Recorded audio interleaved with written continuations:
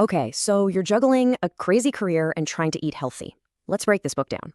The book promises a super simple system for energy that actually fits your insane schedule. So, what's the big idea here? Well, the core philosophy is actually really simple but powerful. It's all about building your plate with protein, plants, and smart carbs. That's it. And that one idea is the foundation for a simple three-part journey to making it work.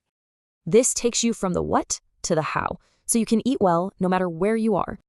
Okay, but to really make this stick, there are three core ideas you gotta know. First up is a visual guide that's gonna totally change how you build your meals. It's called the plate method, and it means no more counting calories. Seriously. Here's the magic ratio. Half your plate is veggies, then a quarter protein, quarter smart carbs. All right, number two, this is all about making healthy eating an automatic, effortless habit. Because let's be real, motivation disappears. A good system sticks. That's the whole point. Things like a food rotation so you don't get bored and a super quick weekly prep. And number three, it's all about small changes that make a huge difference over time.